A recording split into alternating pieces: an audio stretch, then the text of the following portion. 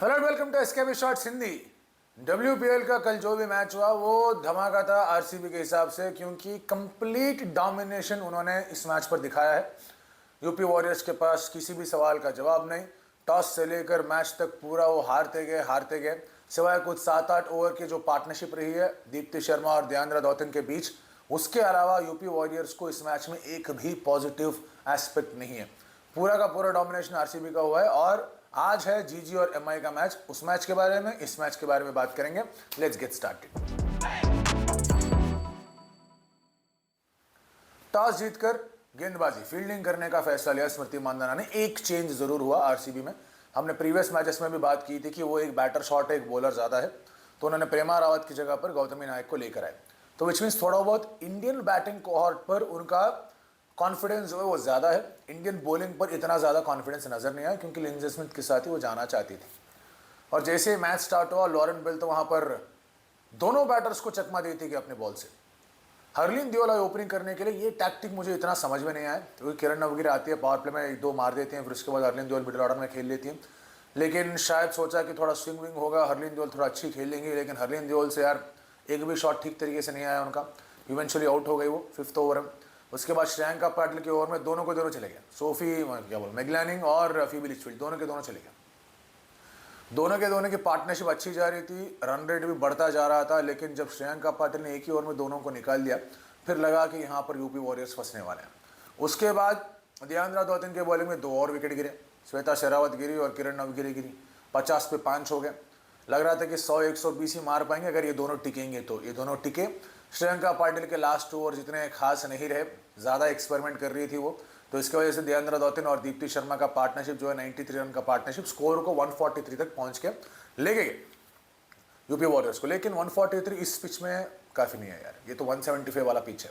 हालांकि इसी पिच में पहला मैच भी खेला गया था मुंबई और आरसीबी के बीच में, लेकिन इस पिच में थोड़ा और वाटरिंग की गई थी, स्कोर थोड़ा पाटा बनाया गया था, तो 170 का विकेट था ये। जब 170 नहीं आया, बॉलर्स जेन्युइनली उनके मन में ये आता है कि हर बॉल विकेट लें, तो कुछ ऐसा ही हुआ बॉलिंग में और ग्रेस हैरिस खुद पड़ी उनके ऊपर।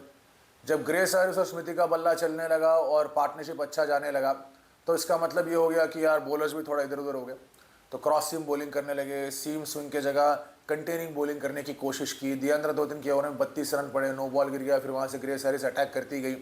तो जो भी विकल्प मैग्लानिंग यूज़ करना चाहती थी, सब के सब इधर के मतलब प्रेशर को ठीक तरह से झेल नहीं पाए। अनुभव काफ़ी ज़्यादा है यूपी वॉरियर्स में, बट फिर भी इस तरीके का बैटिंग, उसके बाद बॉलिंग में लोग हर बॉल विकेट लेने की एक कोशिश में ज़्यादा रन दे देना, और नेट रन रेट के हिसाब से भी एक बड़ी डिफीट है यार यूपी वॉरियर्स के लिए। यहाँ से फिर से एक बार अपने आप को पुल कर लाना इज़ नॉट दैट ईजी। अभी भी 6 मैच है, कुछ भी हो सकता है, ऐसा नहीं है कि इनका टूर्नामेंट यहीं पर ख़त्म हो गया, लेकिन थोड़ा उनको डेवलप करना पड़ेगा। अब बैटिंग में थोड़ा और मतलब थोड़ी यार मैग्लानिंग ठीक है वो स्लो खेलती है, बट बाकी लोगों को तो थोड़ा रिस्पॉन्सिबिलिटी लेके खेलना होगा यार। फीबी लिचफील्ड तो अच्छा खेलते हैं, बट कितनी मैच वो अकेले खेले, वो एक बात है। आरसीबी जब ग्रेस हैरिस बैटिंग करने आई तो उन्होंने तबाही मचा दी, मारती गई। और स्मृति के बारे में हमने बात किया, सिंगल लो, ग्रेस हैरिस को स्ट्राइक दो, ग्रेस हैरिस संभाल लेगी, आप अपना टाइमिंग में ला लो, एंड तक खेलो, मज़ा आ जाएगा, और मज़ा भी आएगा। आरसीबी जीत भी गई।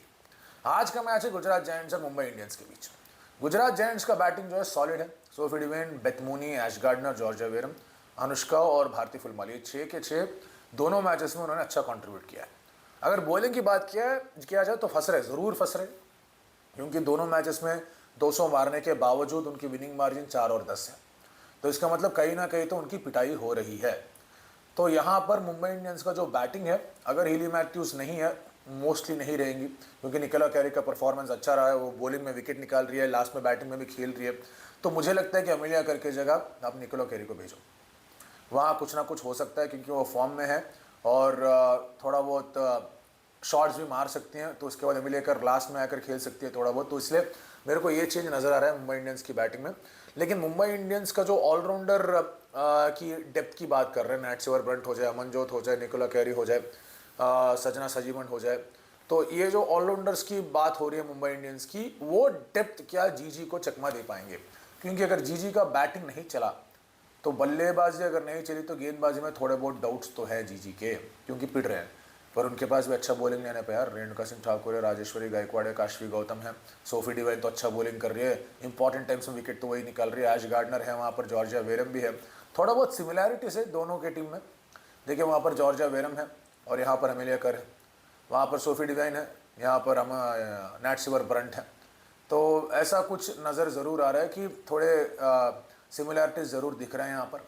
बट एक ही बात बनती है यार कि जो फास्ट बॉलिंग का जो सेटअप है जीजी का और एमआई का थोड़ा वीक है, लेकिन एमआई के पास अगर Shabnim Ismail, Nat Sciver Brunt, Nicola Carey और अमनजोत ने ठीक तरीके की बॉलिंग डाली, अगर उन्होंने सोफी डिवाइन को या फिर उनमें से 4 बल्लेबाजों में से किसी 2 बल्लेबाज को जल्दी आउट कर लिया, तो यहाँ जीजी का मामला फंस सकता है।